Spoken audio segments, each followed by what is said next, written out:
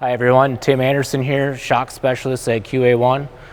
Today I'm going to talk to you about our Q series shocks.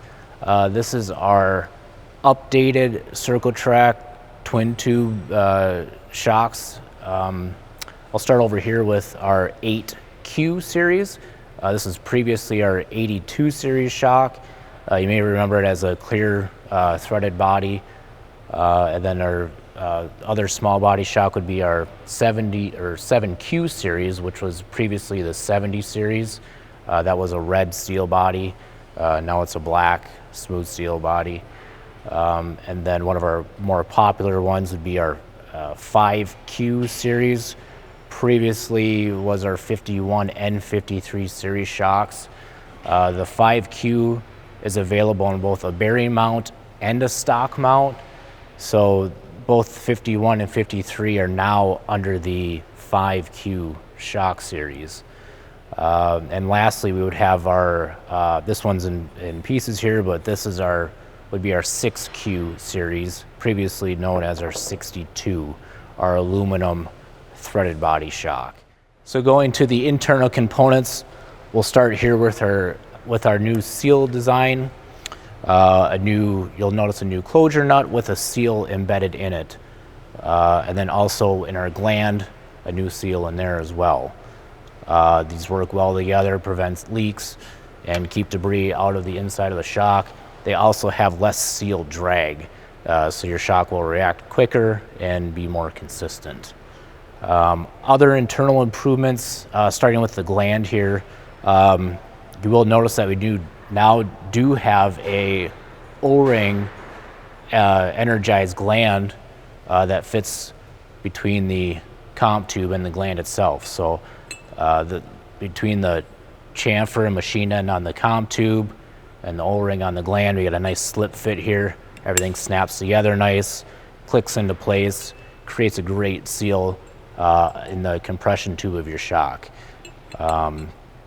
So just trying to eliminate any leaks that we may have had previously there. Also, we do have a hyper screw in the new style gland. This allows the shock to assemble quicker, bleed air out faster, and just get the shock built correctly. So good improvement there as well. Our pistons previously were anodized. We had them anodized gray. We now do them all out of 70-75 raw aluminum. And what this allows us to do is to have more consistent sizing.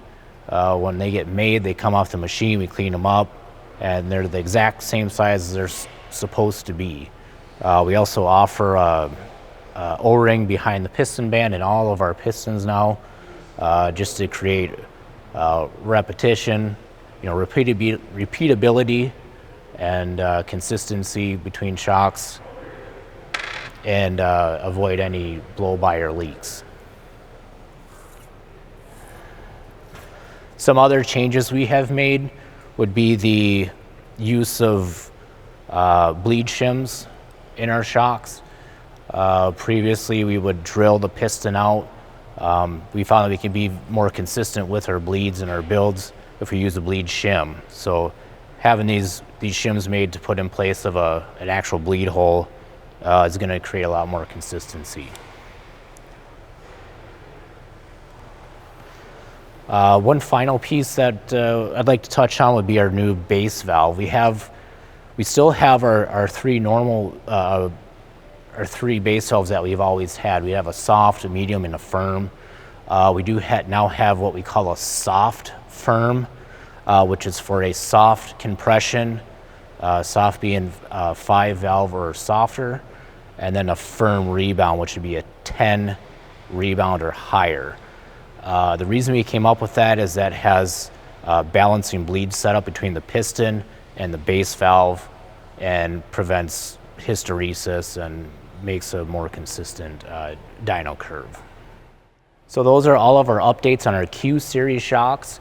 If you got any questions, feel free to contact our tech line, or you can visit our website at qa1.net.